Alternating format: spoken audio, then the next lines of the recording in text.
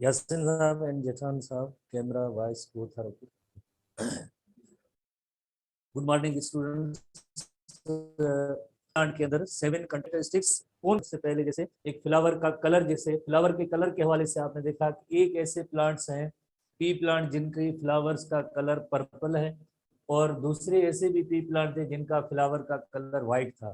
तो पर्पल और जब व्हाइट को क्रॉस कराया, यकीनन जो पहली जनरेशन निकली वो पर्पल की निकली। इस वजह से पर्पल को इसने कहा कि ये डोमिनेंट है। जो पहली जनरेशन में पर्पल फ्लावर प्लांट आए और जो ना आ सके, एक्सप्रेस ना हो सके F1 जनरेशन में, पहली जनरेशन में, तो उनको उनके लिए उसने टर्म रिसेसिव लफ्ज इस्तेमाल किया। तो इस तरह से जीन्स को लिखने का जो तरीका होता है वो अल्फाबेटिकल लेटर्स की सूरत में होता है। और जैसे पर्पल फ्लावर्ड प्लांट का जीनोटाइप या जेनेटिक मेकअप जो होगा उसको हम जैसे कैपिटल लेटर्स में लिखते हैं, तो कैपिटल पी जो एक्सप्रेस नहीं हो सका जैसे वो होगा रिसेसिव, तो स्मॉल पी लेटर के जरिए एक्सप्रेस किया जाता है।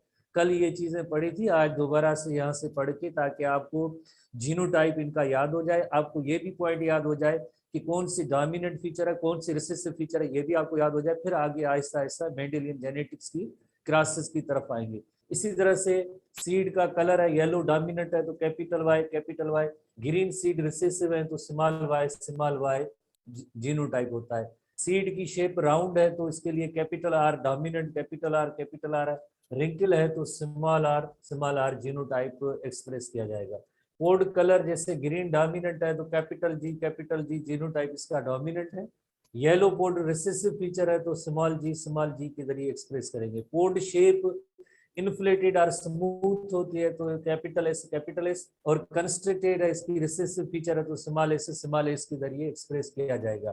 फ्लावर की पोजीशन जैसे एक्सियल फ्लावर डोमिनेंट है, टॉप पे एक्सिस पे है तो capital A. Terminal flower recessive feature है स्मॉल ए के जरिए एक्सप्रेस किया जाएगा। प्लांट की हाइट जैसे टाल है, टाल जो स्टेम की लेंथ जैसे कैपिटल टी जो है डोमिनेंट है, और इसी तरह से डवार्फ इसका अपोजिट स्मॉल प्लांट रिसेसिव है जो स्मॉल टी के जरिए एक्सप्रेस किया जाता है। तो इस alphabetical expression of the genes, ये जो जीनोटाइप है अल्फाबेट के जरिए इसको एक्सप्रेस किया जाता है अल्फाबेट, और जिसमें कैपिटल लेटर होते हैं, कैपिटल लेटर वो डोमिनेंट ट्रेड के लिए, और जो स्मॉल लेटर होगा वो रिसेसिव के लिए एक्सप्रेस किया जाएगा। एक और कंडीशन भी हो सकती है जिसमें एक कैपिटल एक स्मॉल, तो ये भी डोमिनेंट फीचर को एक्सप्रेस करता है। आगे हम पढ़ेंगे डोमिनेंट फीचर है, बट ऐसी डोमिनेंट फीचर को हम कहेंगे हेटेरोजाइगस डोमिनेंट।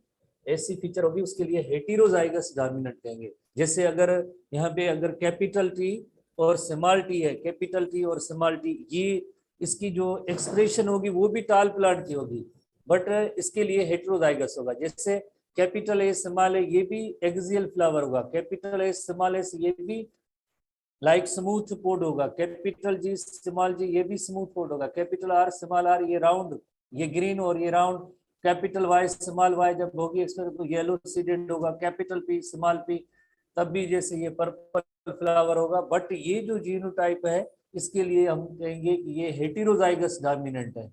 एक इसमें डोमिनेंट होते हैं होमोजाइगस डोमिनेंट, और दूसरे डोमिनेंट है हेटेरोजाइगस डोमिनेंट। बिकॉज एक भी अगर उसमें जीन है उसका तो लाइक उसकी एक्सप्रेशन होगी, और जो रिसेसिव का जीन है उसका एक्सप्रेशन नहीं होगी। तो यहाँ पे हम मजीद जैसे 2 टर्म सीखेंगे कि ये सारी फीचर्स जैसे कैपिटल ए या कैपिटल टी या कैपिटल पी या ये सब जो है होमोजाइगस डोमिनेंट, आगे हेडिंग्स मौजूद हम आएंगे उस पर। ये होमोजाइगस डोमिनेंट है, ये होमोजाइगस रिसेसिव है। होमोजाइगस डोमिनेंट होमोजाइगस रिसेसिव आते हैं आगे फीचर्स पे, नेक्स्ट आते हैं। ठीक है, तो इस तरह से हमने 7 कंट्रास्टिंग कैरेक्टरिस्टिक के बारे में पढ़ा था। मजीद भी जैसे आगे इसकी जो है इलस्ट्रेशन से हम उन पे डिस्कस करते हैं। अच्छा, कल जैसे हमने ये सारी चीजें पढ़ी थी 7 कंट्रास्टिंग कैरेक्टरिस्टिक, और उसके बाद जैसे आज हम डिस्कस करेंगे लाइक एक जनरेशन होती है जिसे हम कहते हैं पी जनरेशन। पी जनरेशन का मतलब होता है, पी जनरेशन का मतलब है कि like parents, P stands for parents, यानी ये पेरेंट्स है। जो सबसे पहले पेरेंट्स को इन्होंने जैसे ट्रू ब्रीडिंग पेरेंट्स हैं, ये जो पेरेंट्स जब भी मेंडल ने क्रॉस कराया तो ये ट्रू ब्रीडिंग पेरेंट्स होंगे, ये ट्रू ब्रीडिंग पेरेंट्स हैं। ट्रू ब्रीडिंग पेरेंट्स का लाइक एक फीचर 7 कंट्रास्टिंग कैरेक्टरिस्टिक में एक फीचर उसने रखी फ्लावर के कलर की, फ्लावर के कलर की एक फीचर रखी थी। तो उसमें जैसे आपको पता है, उसमें पता है कि आपको ये पर्पल डोमिनेंट है और जैसे व्हाइट फ्लावर रिसेसिव है। अगर आपने थोड़ा बहुत समझा है कि अगर हमने इसका जीनोटाइप लिखें पर्पल फ्लावर का जीनोटाइप, तो जीनोटाइप आप बता सकते हैं जो ट्रू ब्रीडिंग का, अगर थोड़ा टाइप करें मुझे थोड़ा आइडिया हो जाए ट्रू ब्रीडिंग का मतलब क्या होता है, तो हमें थोड़ा सा आइडिया हो जाए। इसका जीनोटाइप टाइप करें, जीनोटाइप, हाँ पी स्मॉल कैपिटल साथ क्या है, एग्जैक्टली आपने सही बताया, बिल्कुल कैपिटल पी होगा। ठीक है, यानी वो हेट्रोजाइगस फॉर्म में नहीं, प्योरली होमोजाइगस फॉर्म के दोनों जो है सेम जो है वो। इसी तरह से व्हाइट फ्लावर का जीनोटाइप यकीनन स्मॉल पी है, जिनकी जेनेटिक कंपोजिशन सेम सिमिलर होती है, उसमें जैसे हेट्रोजाइगस कंडीशन नहीं होती है, तो ये हो गए प्योर ब्रीडिंग। जिस तरह से आपको पता है कि ये भी जैसे पर्पल फ्लावर का प्लांट है, बट इसका जीनोटाइप और इसका जीनोटाइप में फर्क होगा। क्या फर्क होगा कि जैसे एक जैसे जब भी कम इसकी क्रॉस होता है पर्पल फ्लावर का और व्हाइट फ्लावर का, तो आपको पता है कि एक पेरेंट से गैमीट, मेल गैमीट और फीमेल गैमीट की जब यूनियन होगी तो इसका जो जीनोटाइप बनेगा वो बनेगा capital P small P. Capital P यानी एक जीन यहाँ से आएगा फ्लावर के कलर का और एक इस तरफ से आएगा, तो यानी यकीनन क्या बनेगा, अब ये जो है हेटेरोजाइगस कंडीशन है, ऐसी कंडीशन को हम कहेंगे हेटेरोजाइगस कंडीशन है। और ये हेटेरोजाइगस कंडीशन हाइब्रिड को शो करती है। हाइब्रिड की मीनिंग होती है मिक्सिंग और मिक्सचर, जैसे हालांकि इसमें स्मॉल पी का जीन मौजूद है, व्हाइट कलर के फ्लावर का जीन मौजूद है, बट ये एक्सप्रेस नहीं होगा। क्यों नहीं होगा, because capital P purple colour is the dominant feature, purple colour is the dominant feature. तो जो इसके बाद जब प्योर ब्रीडिंग के पेरेंट्स को जब क्रॉस कराया जाता है तो उसके बाद फर्स्ट पहली जनरेशन जो निकलती है उसे हम कहते हैं F1 जनरेशन, उस जनरेशन को कहेंगे F1 जनरेशन जो हाइब्रिड होगी। अब देखिए पेरेंट्स जो हैं, पेरेंट्स प्योर ट्रू और प्योर ब्रीडिंग पेरेंट्स हैं, बट उसमें जो पहली जनरेशन निकली है वो हाइब्रिड की है। हाइब्रिड लफ्ज क्यों इस्तेमाल किया है, बिकॉज एक कैपिटल पी यहाँ से आता है और स्मॉल पी यहाँ से आया, कॉम्बिनेशन, पोलिनेशन, फर्टिलाइजेशन हुई है फर्टिलाइजेशन हुई है, तो यकीनन जो है पेरेंट्स जब गैमीट कंट्रीब्यूट करेंगे तो एक गैमीट जो ऐसा होगा जिसमें कैपिटल पी, यानी जैसे फॉर एग्जांपल स्पर्म है जिसके पास कैपिटल पी है, एक सेल है उसके पास स्मॉल पी, इस कॉम्बिनेशन से जाइगोट बना।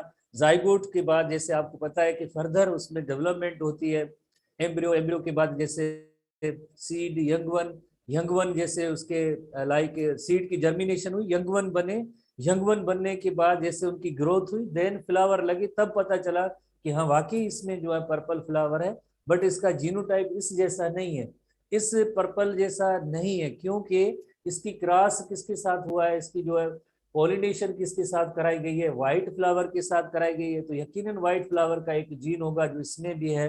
तो अब ये जो ऑफ स्प्रिंग पहली जनरेशन बनी है, इस ऑफ स्प्रिंग को हम कहेंगे हाइब्रिड कहेंगे, इस ऑफ स्प्रिंग को हाइब्रिड कहेंगे। हालांकि ये भी पर्पल फ्लावर प्लांट है, ये भी पर्पल फ्लावर प्लांट है, बट इन दोनों में फर्क आ गया। क्या फर्क आ गया, जेनेटिक कंपोजिशन में, क्योंकि एक जीन जो है स्मॉल पी का है, इसमें दोनों कैपिटल पी है, इसमें capital P small P, capital P dominant trait है पर्पल फ्लावर का, तो इस वजह से ये एक्सप्रेशन तो पर्पल की हुई है, but genetic makeup, genetic constitution या इसका जो जीनोटाइप है, जीनोटाइप वो इस जैसा सेम सिमिलर नहीं है, तो इस वजह से हम इसे कहते हैं हाइब्रिड कहते हैं। तो पहली जनरेशन हमेशा जैसे अगर प्योर ब्रीडिंग को हम क्रॉस करेंगे तो उसके रिजल्ट में हमेशा जैसे डोमिनेंट फीचर अपीयर होती है, और डोमिनेंट फीचर अपीयर होती है बट होमोजाइगस कंडीशन नहीं होगी, ये डोमिनेंट फीचर अपीयर हुई है बट हेटेरोजाइगस कंडीशन अपीयर हुई है, ये होमोजाइगस कंडीशन है और ये हेटेरोजाइगस कंडीशन है। ठीक है, तो इसे हम कहेंगे F1 जनरेशन, P1 जनरेशन, इसे P जनरेशन और P1 जनरेशन भी कहते हैं। P stands for parents, parents ने कौन सी लाइक जनरेशन प्रोड्यूस की, that is the F1 generation. उसके बाद F1 को F1 के साथ अगर क्रॉस कराया जाए, F1 को F1 के साथ क्रॉस कराया जाए, ये पहली जनरेशन निकली है, तो इसके लिए P2 जनरेशन भी कहा जाता है, इसे P2 जनरेशन। जब F1 क्या है, F1 जैसे आपको पता है कैपिटल P स्मॉल p है, और F1 क्या है, कैपिटल P स्मॉल p है। इन दोनों प्लांट्स को आपस में जब क्रॉस कराया जाएगा तो F2 जनरेशन निकलेगी, यानी दूसरी नस्ल। ये पहली नस्ल है, ये दूसरी नस्ल। इन प्लांट्स को आपस में क्रॉस कराया गया, पर्पल को पर्पल के साथ क्रॉस कराया गया। ये ऐसा पर्पल नहीं है, ये पर्पल जो मीन्स हेट्रोजाइगस कंडीशन वाला है, हाइब्रिड वाला पर्पल है। इसको जब आपस में क्रॉस कराया तो उसमें जैसे F2 जनरेशन निकलती है, तो F2 जनरेशन निकलती है। आगे हम पढ़ेंगे, उसमें एक व्हाइट फ्लावर भी अपीयर होता है, और 75% या 3:1 की सूरत में, जैसे जो जनरेशन आती है 3:1 की सूरत। बहरहाल हम आगे पढ़ेंगे, फिलहाल हमें ये सीखना है कि एक जनरेशन होती है P1 जनरेशन, या पेरेंट्स होते हैं जो ट्रू ब्रीडिंग पेरेंट्स होते हैं, जिनका जेनेटिक कंस्टिट्यूशन सेम सिमिलर होती है, प्योर, उसमें जीन्स एक जैसे होते हैं। जैसे ये एक डोमिनेंट है और ये रिसेसिव है, तो स्मॉल बी। उसके बाद उसमें जब पहली जनरेशन निकलती है वो हाइब्रिड होती है, और जब पहली जनरेशन के साथ क्रॉस कराया जाएगा तो F2 जनरेशन निकलेगी, तो इस जनरेशन को हम कहेंगे P2 जनरेशन। तो बार बार आगे ऐसे टर्म्स इस्तेमाल होंगे, सिर्फ टर्म्स इस्तेमाल होंगे, समझने की बात है, याद करने की कोई जरूरत नहीं है। जैसे the purple flowered F1 hybrids from mono hybrid cross were allowed to self pollinate. अगर इनको आपस में जैसे F1 को F1 के साथ अलाउ किया गया कि लाइक ब्रीडिंग हो, both purple flower plants and white flower plants appear in the F2 generation. F2 generation के अंदर पर्पल भी अपीयर हुए, व्हाइट भी अपीयर हुए, किस रेशो में, 3:1, 3 पर्पल और 1 व्हाइट। तो इसी तरह से सिमिलर रेशोज वर ऑब्जर्व। बहरहाल ये आगे की बातें हैं, बट इसमें हमें ये बात देखनी है कि जब भी जैसे प्योर ब्रीडिंग या ट्रू ब्रीडिंग पेरेंट्स को जब क्रॉस कराया जाता है, तो पहली जनरेशन जो ट्रेट या कैरेक्टर की आती है, तो पर्पल ट्रेट को डोमिनेंट कहा जाएगा जो एक्सप्रेस हुआ है, और जो एक्सप्रेस नहीं हुआ है तो उससे कहेंगे रिसेसिव कहेंगे। पहली जनरेशन के अंदर अगर कोई ट्रेट और कैरेक्टर एक्सप्रेस हुआ है तो वो ट्रेट और कैरेक्टर डोमिनेंट कहलाता है, और ऐसा ट्रेट जो एक्सप्रेस नहीं हुआ, ऐसा कैरेक्टर जो एक्सप्रेस नहीं हुआ, उसके लिए रिसेसिव ट्रेट लफ्ज इस्तेमाल किया जाएगा। ये प्योर ब्रीडिंग है। प्योर ब्रीडिंग है तो उसका मतलब क्या है, इसका जीनोटाइप कैपिटल पी है, ये प्योर ब्रीडिंग है, स्मॉल पी है। और ये प्योर ब्रीडिंग नहीं, ये हाइब्रिड है, कैपिटल पी, बिकॉज एक जीन यहाँ से आता है और एक जीन यहाँ से, एग और स्पर्म की यूनियन जब होती है तो इस तरह से होता है। तो हमने सिर्फ इस वक्त कौन से टर्म सीखे, जनरेशन के, P1 जनरेशन, उसके बाद F1 generation, P2 generation. P2 generation क्या होती है, F1 को F1 के साथ क्रॉस कराते हैं, उसे P2 जनरेशन कहते हैं। उसके रिजल्ट में जो औलाद, ऑफ स्प्रिंग, न्यू जनरेशन निकलेगी, उसे हम कहेंगे F2 जनरेशन। और you know very well, F stands for, type करें, F का मतलब क्या है, याद है या नहीं? थोड़ा मैं आपसे फीडबैक लेना चाहता हूँ, what do you mean by F? F का मतलब है, जैसे साहब आपका रेस्पॉन्स, फिलियल, एग्जैक्टली फिलियल आपने जवाब दिया है, बिल्कुल वो सही है। F stands for filial, filial की मीनिंग है सन, सन रेफर्स टू ऑफ स्प्रिंग, ठीक है। तो ये 3 लाइक इस तरह से टर्मिनोलॉजी, 3 टाइप की टर्मिनोलॉजी है। तो अब इसकी जो है हम थोड़ी सी डिस्कशन करते हैं कि इसे P जनरेशन किसे कहते हैं। P जनरेशन ये बुक्स वगैरह में नहीं लिखा हुआ है, बट हम जैसे इसको डिस्कस करते हैं, और आगे ये है भी नहीं जैसे आप बाय डेफिनेशन याद करें, डेफिनेशन वाइज इसको याद करें, इस तरह से कोई नहीं, ये समझने की बात है, आगे क्लासेस में आपको काम आएंगे। इस वजह से जो P जनरेशन वो होती है, जैसे P कहते हैं, P1 is the start of Mendel's work on inheritance. For example in mono hybrid cross total of the 3 generation are involve. फिर आगे हम नहीं देखते 3 जनरेशन। तो first generation is cross between non true breeding individual such as homozygous dominant and homozygous recessive. Homozygous dominant क्या था, जैसे अभी हमने पढ़ा था कैपिटल पी। होमोजाइगस रिसेसिव क्या थी, स्मॉल पी को किया। This is called P generation. ये जो जनरेशन है, इस जनरेशन को P जनरेशन या P1 जनरेशन कहेंगे। उसके बाद जब cross produces the mono hybrid cross, जैसे यहाँ पे हमने P का एग्जांपल लिया, यहाँ में ऐसे कैपिटल ए का ले सकते हैं, कैपिटल जी का ले सकते हैं। तो इस तरह से यहाँ पे स्मॉल ए लिखेंगे। यकीनन आपने देखा कि पहली generation capital P small P की आई थी, या इसी तरह से कैपिटल ए स्मॉल ए आ सकती है। तो इस जनरेशन को कहते हैं F1 जनरेशन।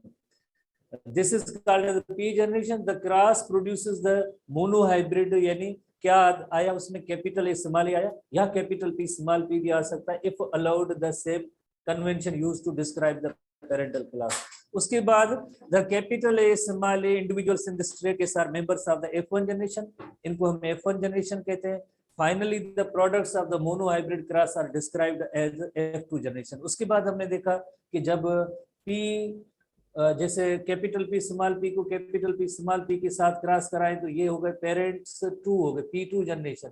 इनमें से जो जनरेशन आती है उसका नेम होता है F2 जनरेशन, यानी दूसरी नस्ल। पहली नस्ल तो F1 थी, जो दूसरी नस्ल जो आई तो उसके लिए F2 जनरेशन का लफ्ज इस्तेमाल किया जाता है। तो जैसे हम नोट करेंगे P1 ने F1 प्रोड्यूस की, देन F1 के साथ क्रॉस होती है तो उसे P2 कहते हैं, और इसमें जो आगे ऑफस्प्रिंग प्रोड्यूस होगा वो उसे हम कहेंगे F2 जनरेशन। उस जनरेशन को हम कहेंगे F1 जनरेशन।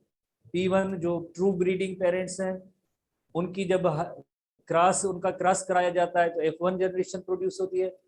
F1 को F1 के साथ जब क्रॉस करेंगे तो उसको हम P2 के तौर पे काउंट करेंगे कि ये P2 है, और P2 में से जो ऑफस्प्रिंग प्रोड्यूस होगा तो उसे हम कहेंगे F2 जनरेशन। तो उसे हम कहेंगे F2 जनरेशन। तो अब इसमें कितनी जनरेशन हुई, जैसे एक जनरेशन हुई P1, और दूसरी जनरेशन कौन सी हुई, जैसे P2 जनरेशन। P1 की जो कॉम्बिनेशन से F1 बना, और जो P2 है उसमें से क्या बना, F2 जनरेशन मिली। तो इस तरह से ये बार बार रिपीटेडली आगे ऐसे टर्म्स इस्तेमाल होंगे। अब एक और चीज हम सीखने जा रहे हैं, बहुत इंपॉर्टेंट है कि लाइक इस तरह से दो किस्म के लाइक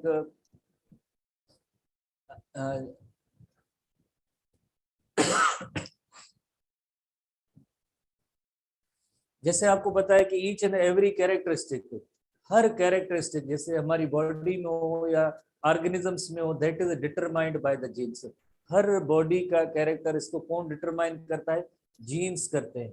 और जीन्स कहाँ पे मौजूद होते हैं, genes are located on chromosome. जो genes are located on chromosomes, genes कहाँ पे मौजूद है, क्रोमोसोम्स पे मौजूद है। और जीन्स का काम क्या होता है, जीन्स कैरेक्टरिस्टिक और ट्रेट्स को रेगुलेट करते हैं एक जनरेशन से दूसरे जनरेशन में। जो कैरेक्टरिस्टिक्स और ट्रेट्स ट्रांसफर होते हैं या इनहेरिट होते हैं वो थ्रू जीन्स होते हैं। और जीन्स कहाँ पे मौजूद है, genes are located on chromosome. जैसे अगर हम देखें कि फॉर एग्जांपल ये एक क्रोमोसोम है, तो क्रोमोसोम पे एक क्रोमोसोम पे कई कैरेक्टरिस्टिक के जीन्स मौजूद होते हैं। तो ये जीन है, जीन किसके लिए, यकीनन किसी न किसी एक ट्रेट और कैरेक्टर के लिए होता है। जैसे टालनेस का जीन, टाल कैरेक्टर है, राउंड सीड का जीन, स्मूथ पोड का जीन। तो ये सारे कैरेक्टरिस्टिक एक जनरेशन से दूसरी जनरेशन में जाते हैं, थ्रू जीन्स जाते हैं। And where genes are located, genes are located on chromosomes, genes are located on chromosomes.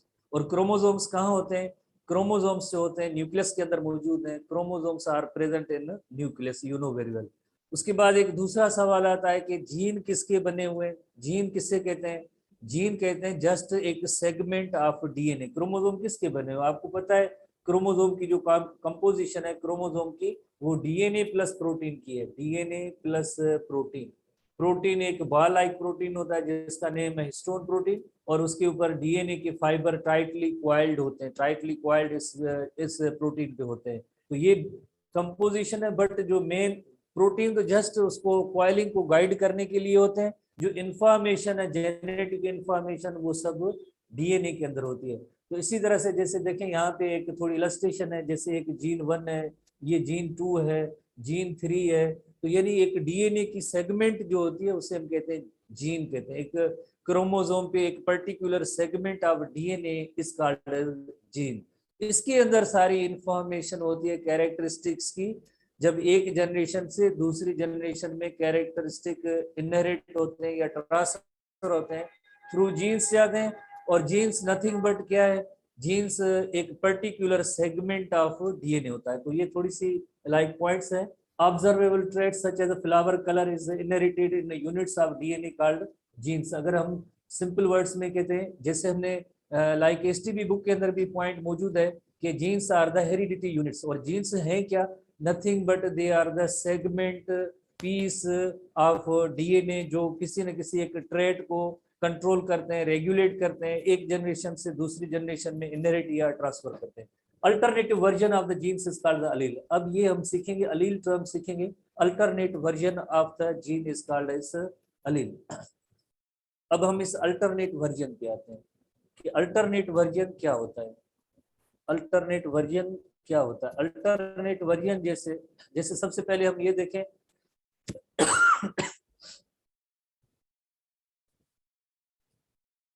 For example जो न्यू ऑर्गेनिज्म, कोई भी सेक्सुअली रिप्रोड्यूसिंग ऑर्गेनिजम्स होते हैं, तो उसकी न्यू ऑर्गेनिज्म की बनने की मैकेनिज्म क्या है, किस तरह से न्यू ऑर्गेनिज्म बनता है? तो जाहिर है न्यू ऑर्गेनिज्म बनता है जब स्पर्म और एग सेल की जो कॉम्बिनेशन से जाइगोट बनता है, तो इस जाइगोट से आगे माइटोटिक सेल डिवीजन होगी। जाइगोट जो एक सिंगल सेल स्ट्रक्चर है, इसमें फर्दर माइटोसिस होगी और उसमें एक न्यू ऑर्गेनिज्म बनेगा, कंप्लीट न्यू ऑर्गेनिज्म बनेगा, चाहे वो पी प्लांट हो चाहे ह्यूमन बीइंग हो। बट जो सेक्सुअली रिप्रोड्यूसिंग ऑर्गेनिजम्स होते हैं, उन सब के अंदर जो क्या कॉम्बिनेशन होती है, एग और स्पर्म के जरिए जाइगोट बनेगा और उस जाइगोट में फर्दर माइटोसिस होगी, मेनी सेल्स बनेंगे और इस तरह से न्यू ऑर्गेनिज्म बनता है। एसटीबी बुक के अंदर चैप्टर 5 के अंदर वेरी क्लियर लिखा हुआ है, वेरी क्लियर लिखा हुआ है, जाइगोट जो यूनिसेल्युलर स्ट्रक्चर है, इसमें से इंटायर न्यू ऑर्गेनिज्म सब इस जाइगोट से बनता है। तो अब हम देखेंगे कि जाइगोट किस तरह से बनता है। And you know very well, sperm जो है हैप्लॉइड है और 1n होता है, और इसी तरह से एग सेल भी हैप्लॉइड होता है या 1n होता है। जाइगोट क्या बनेगा? डिप्लॉइड जाइगोट बनेगा, तो यकीनन ये 2n होता है। ऐसी चीजें आप जैसे एंट्री टेस्ट के स्टूडेंट के लिए कोई लाइक बड़ी चीजें नहीं है, मेनी टाइम हम जैसे पढ़ते रहते हैं कि इस तरह से ऑर्गेनिज्म बनते हैं। ह्यूमन बीइंग का आप एग्जाम्पल ले कि ह्यूमन बीइंग को अगर जब हम कहें कि एग सेल और स्पर्म सेल में नंबर ऑफ क्रोमोसोम कितने होंगे, हैप्लॉइड नंबर 23 होगा, और एग सेल का भी हैप्लॉइड नंबर ऑफ क्रोमोसोम 23 होगा। तो जब जाइगोट डिप्लॉइड बनेगा तो how many chromosomes are produced? 46 diploid number of chromosome होता है। तो हमारी बॉडी में जैसे 46 क्रोमोसोम पड़े हैं, ये 46 क्रोमोसोम कहाँ से आए हैं? ये पेरेंट्स की लाइक कॉम्बिनेशन है, जैसे स्पर्म सेल में 23 क्रोमोसोम और एग सेल में 23 क्रोमोसोम, इसकी कॉम्बिनेशन से 46 क्रोमोसोम बनते हैं। तो हम कहेंगे कि ये क्रोमोसोम सब पेयर की सूरत में, जैसे अगर क्रोमोसोम के 23 पेयर्स, हम सिंपली कहेंगे 23 पेयर्स है। पेयर्स का मतलब है बिल्कुल सेम एक जैसे हैं। अगर क्रोमोसोम नंबर 1 जैसे है, फॉर एग्जाम्पल ये मैटरनल साइड से है, मैटरनल की मीनिंग है मदर, इसी तरह से तो क्रोमोसोम नंबर 1 का एक इस जैसी कॉपी होगी जो पैटर्नल साइड का, पैटर्नल फादर साइड का, तो यानी उस क्रोमोसोम की लेंथ भी सेम होगी, सेंट्रोमियर भी, लोकेशन भी सेम होगी, और उसके अंदर जो जीन्स होंगे वो जेनेटिक कंपोजिशन भी सेम होगी। क्रोमोसोम नंबर 1 का पेयर, क्रोमोसोम नंबर 2 का पेयर, क्रोमोसोम नंबर 3 का पेयर, क्रोमोसोम नंबर 4 का पेयर, जितने भी ऐसे क्रोमोसोम्स होंगे तो उन सबके पेयर्स बनते जाएंगे, तो उन सबके पेयर्स बनते जाएंगे। और सबके अंदर, हर क्रोमोसोम के अंदर क्या है? क्रोमोसोम के अंदर लाइक यकीनन एक जीन मौजूद है जो कैरेक्टरिस्टिक को कोड करता है। जैसे हम पढ़ते हैं कि genes are located on chromosome, तो ये जीन्स यकीनन इन क्रोमोसोम पे मौजूद होते हैं, ये जीन्स यकीनन इन क्रोमोसोम पे मौजूद हैं। होपफुली आपने ये पॉइंट्स समझ ली होंगी, सीख ली होंगी। जब एग और स्पर्म की यूनियन होती है तो जाइगोट बनता है, जाइगोट डिप्लॉयड स्ट्रक्चर बनती है, और डिप्लॉयड स्ट्रक्चर के अंदर 2 कॉपीज ऑफ क्रोमोसोम होती हैं, एक मैटरनल और दूसरा पैटर्नल। एक मेल पेरेंट है, उसकी क्रोमोसोम्स की कंट्रीब्यूशन होती है, एक फीमेल पेरेंट है, उसकी कंट्रीब्यूशन होती है, जिसकी वजह से एक लाइक जाइगोट बनता है। अब जाइगोट उससे आगे एक न्यू इंडिविजुअल बनेगा, यकीनन तो उसके अंदर एक maternal paternal male female parents की कॉम्बिनेशन है, क्रोमोसोम्स डिप्लॉयड नंबर है, क्रोमोसोम्स के अंदर 2 कॉपीज हैं, हर एक क्रोमोसोम पे जैसे हमें पता है genes are located on chromosome, genes are located on chromosome. और जो लोकेशन होती है जीन की, उसके लिए लफ्ज लोकस इस्तेमाल किया जाता है, हम पढ़ेंगे। जैसे जैसे ये एक क्रोमोसोम है, इसमें जो जीन प्रेजेंट है तो उसे हम कहेंगे लोकस कहेंगे। लोकस इज द प्लेस और पोजीशन, लोकस लफ्ज है प्लेस या position, position of gene on chromosome, position, position of gene on chromosome. Chromosome पे जो जीन की पोजीशन होती है उसे हम लोकस कहते हैं। तो यानी एक लोकस पे जैसे अगर हाइट का जीन है, यहाँ पे अगर कैपिटल टी है, तो सेम जो पैटर्नल, एक जैसे मैटरनल साइड है, दूसरा पैटर्नल साइड है, तो सेम उस जगह पे, सेम उस लोकस पे, जगह को हम कहेंगे लोकस कहेंगे, सेम उसी लोकस पे जैसे कैपिटल टी का भी जीन हो सकता है, या ऐसे है जैसे लोकस बी है, लोकस बी है, जैसे अगर हम कहते हैं राउंड सीड का यहाँ पे जीन है कैपिटल आर, और इसी सेम लोकस पे पैटर्नल साइड पे रिंकल सीड का जीन हो सकता है। तो यानी इसी वजह से हम कहते हैं जीन्स आर इन पेयर्स। एक जो सेट होता है क्रोमोसोम का फादर साइड से आता है, दूसरा क्रोमोसोम का सेट जो मदर साइड से आता है। जरूरी नहीं है कि वही सेम जीन हो, जीन का अल्टरनेट वर्जन भी होता है, जीन्स का अल्टरनेट वर्जन भी है। अल्टरनेट का मतलब है दूसरा फॉर्म। कैसे दूसरा फॉर्म? बिकॉज क्रोमोसोम्स पेयर की सूरत में दो पेरेंट्स है, उनकी कॉम्बिनेशन है, एक पेरेंट है, उनके अंदर जो जेनेटिक मेकअप या जीनोटाइप है या क्रोमोसोम्स है जिन पे जीन्स है, उनमें लाइक वो अलग जीन हो सकते हैं, दूसरे में जैसे सेम भी हो। जैसे अगर आप देखें, हमने F1 जनरेशन ली थी ना, F1 जनरेशन पर्पल और व्हाइट को जब क्रॉस कराया तो कौन सा जीनोटाइप बना, कौन सा जीनोटाइप बना? आप टाइप करें पर्पल, और प्योर ब्रीडिंग पर्पल को लाइक रिसेसिव पेरेंट व्हाइट से क्रॉस कराया तो कौन से प्लांट बने? पहले ये बताएं कौन से प्लांट बने जेठान साहब? पर्पल बने। तो उसका जीनोटाइप क्या था? उसका जीनोटाइप बताएं, जीनोटाइप क्या था, जेनेटिक मेकअप क्या थी उसकी? F1 जनरेशन की जेनेटिक मेकअप क्या थी? एक कैपिटल पी, एक स्मॉल पी। एग्जैक्टली आपने ये सही बताया। तो एक कैपिटल पी एक पेरेंट से वो जीन था पर्पल फ्लावर का, और जो स्मॉल पी था वो किससे? व्हाइट, जो पेरेंट व्हाइट फ्लावर का जो पेरेंट था उसका जीन था, उसकी कॉम्बिनेशन हुई। तो यानी एक क्रोमोसोम हम कहेंगे कि लाइक ये फॉर एग्जाम्पल यहाँ पे लिखते हैं कि ये पर्पल फ्लावर का जो जीनोटाइप था, और यहाँ पे जो उसी सेम लोकेशन पे एक स्मॉल पी यानी व्हाइट फ्लावर का जीनोटाइप था।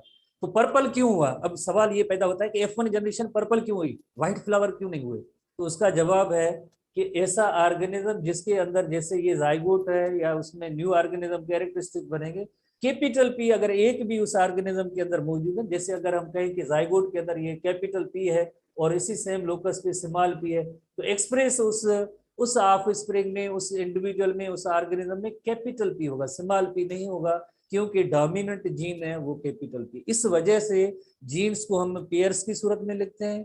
इस वजह से जैसे हमेशा कैपिटल टी, इसका मतलब है एक capital T parents male parent से आया है, दूसरा जीन जो है वो फीमेल पेरेंट से आया। कैपिटल टी स्मॉल टी, यानी एक पेरेंट से जीन जो आया है वो कैपिटल टी है और दूसरे पेरेंट से आया वो स्मॉल टी है। इस तरह से डिप्लॉयड इंडिविजुअल्स होते हैं, ऑर्गेनिजम्स होते हैं, उनमें जेनेटिक कंपोजिशन इस तरह से होती है। टू पेरेंट्स की कॉम्बिनेशन सेक्सुअल रिप्रोडक्शन जो होती है, तो यकीनन उसमें जो जीन्स की जो कॉपीज होगी दो पेरेंट्स से आती हैं। जरूरी नहीं है कि वो दोनों जो सेम कॉपीज हो, एक अलग अलग भी हो सकती है। जब सेम सिमिलर कॉपी होती है ना जीन्स की, जेनेटिक कंस्टिट्यूशन सेम या सिमिलर होगी दोनों में, जैसे कैपिटल टी, तो उसको क्या कहेंगे? थोड़ा सा आप टाइप करें, हमें थोड़ा आइडिया हो कि आपने समझा है। जब जेनेटिक कंपोजिशन कैपिटल टी यानी सेम सिमिलर हो तो इसको हम क्या कहेंगे? उसके लिए कौन सा टर्म यूज होगा जेठान साहब? होमोजाइगस। एग्जैक्टली आपने सही बताया। अगर जेनेटिक कंपोजिशन कॉम्बिनेशन एक जैसी सेम सिमिलर ना हो, एक जैसे कैपिटल टी और स्मॉल टी हो, तो उसके लिए हम क्या कहेंगे? एग्जैक्टली आप सही बता रहे हैं, हेटेरोजाइगस है, आप हेटेरोजाइगस बता रहे हैं। तो homozygous capital T genetic composition, और अगर सेम सिमिलर नहीं है तो कैपिटल टी स्मॉल टी यानी हेटेरोजाइगस टर्म इस्तेमाल होगा, होमोजाइगस हेटेरोजाइगस। ठीक है, तो इस तरह से ये इलस्ट्रेशन है, हम इसको डिस्कस करते हैं। पहले तो आपने जैसे जाइगोट फॉर्मेशन का सीखा, वही सेम है, जैसे ये फीमेल पेरेंट है, ये मेल पेरेंट है, तो इसके अंदर जैसे डिप्लॉयड इंडिविजुअल तो होता है, फिर जो क्या होता है मियोसिस प्रोसेस के जरिए जैसे हेप्लॉइड स्ट्रक्चर बनती है, एग सेल और स्पर्म, दोबारा से जब फर्टिलाइजेशन का मैकेनिज्म होता है तो डिप्लॉयड बनता है। तो देखिए हमने यहाँ पे एक थोड़ी सी इलस्ट्रेशन है यहाँ पे रखी है कि जिसमें क्रोमोसोम की कलर से बताया गया, जैसे फीमेल के लाइक क्रोमोसोम को हम थोड़ा सा ये पर्पल और सॉरी ये जो है पिंक कलर यहाँ से इलस्ट्रेशन है, और यहाँ पे जैसे ब्लू कलर की इलस्ट्रेशन है। जब एक डिप्लॉयड न्यू ऑर्गेनिज्म बनता है तो उसमें आप जैसे देखें पिंक और ब्लू दोनों आ गए कॉम्बिनेशन, यानी पेयर की सूरत में, पेयर नंबर 1 है ये, पेयर नंबर 2 सेम सिमिलर, एक कॉम्बिनेशन मेल पेरेंट से आई है, दूसरी कॉम्बिनेशन फीमेल पेरेंट से आई है। इसी तरह से हम एक और टर्म सीखेंगे होमोलॉगस क्रोमोसोम।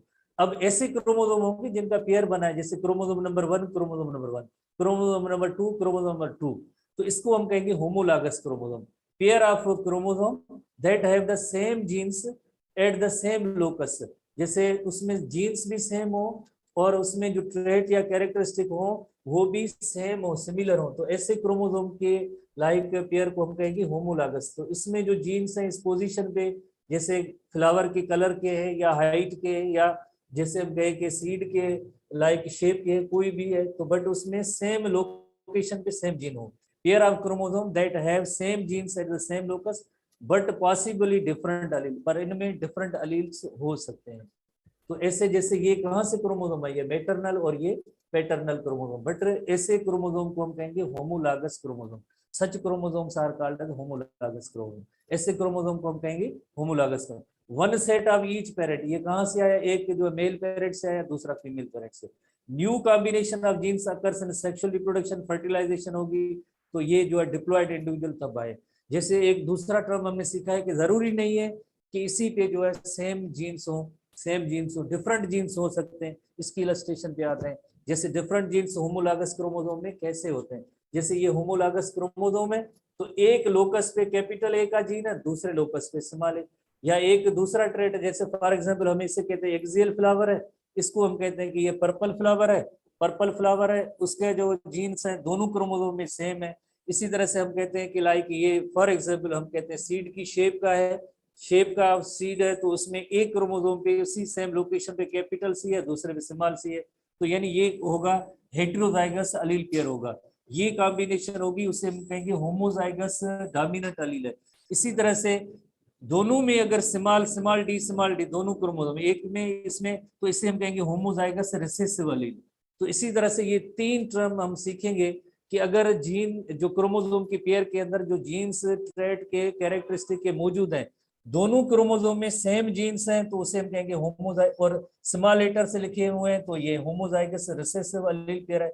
अगर उसमें डिफरेंट हो, एक कैपिटल हो एक स्मॉल हो, तो ये हेटेरोजाइगस अलील पेयर है। अगर दोनों में जैसे कैपिटल ए और कैपिटल बी कैपिटल, ये होमोजाइगस डोमिनेंट अलील पेयर को शो करता है। बायोलॉजिकल साइंसेज में जब जीनोटाइप लिखा जाता है तो कैपिटल लेटर डोमिनेंट ट्रेट के लिए इस्तेमाल किया जाता है, स्मॉल लेटर रिसेसिव ट्रेट के लिए इस्तेमाल किया जाता है, और दोनों अगर कैपिटल कैपिटल हो तो होमोजाइगस डोमिनेंट, दोनों स्मॉल लेटर हो तो होमोजाइगस रिसेसिव, एक कैपिटल एक स्मॉल हो तो इस कॉम्बिनेशन को कहेंगे हेटेरोजाइगस। ये क्यों हुई है, आपने थोड़ी देर पहले इलस्ट्रेशन में देखा कि एक क्रोमोसोम मदर साइड से और दूसरे क्रोमोसोम फादर साइड से आते हैं, इस वजह से डिप्लॉयड इंडिविजुअल के अंदर ऐसी जीन्स की डिफरेंट कॉम्बिनेशन हो सकती है। डिफरेंट जरूरी नहीं है सेम जीन हो, जरूरी नहीं है, तो डिफरेंट जीन की कॉम्बिनेशन भी हो सकती है। फिर उसमें देखना ये पड़ता है कि लाइक कैरेक्टर कौन सा अपीयर होता है, ये डिपेंड करता है कि आइदर डोमिनेंट जीन है तो वही एक्सप्रेस होगा, रिसेसिव जीन एक्सप्रेस नहीं होगा। इसमें अगर आपसे पूछा जाए कि ये कैपिटल सी का ट्रेट एक्सप्रेस होगा या स्मॉल सी का, कैपिटल या स्मॉल, लफ्ज लिखें कैपिटल अगर कैपिटल है, अगर आप कहते हैं स्मॉल जीन एक्सप्रेस होगा तो लिखें स्मॉल। जेठान साहब कौन सा आया लफ्ज, कैपिटल, एग्जैक्टली कैपिटल। तो ये तो दोनों स्मॉल लेटर्स हैं, तो ये रिसेसिव जीन है, कोई इशू नहीं है। ये दोनों कैपिटल है तो यानी कैपिटल डोमिनेंट जीन ही एक्सप्रेस होगा। तो आज जस्ट हम इतना ही पढ़ेंगे, बाकी जो है आहिस्ता आहिस्ता जेनेटिक्स के टर्मिनोलॉजी को देखें। सबसे पहले टर्मिनोलॉजी सीखेंगे, उसके बाद हम क्लासेस पे आएंगे। जब तक टर्मिनोलॉजी मैकेनिज्म हम नहीं सीखेंगे आगे क्लासेस में हम बढ़ते ही नहीं है। ठीक है, सी यू बाय नेक्स्ट टाइम।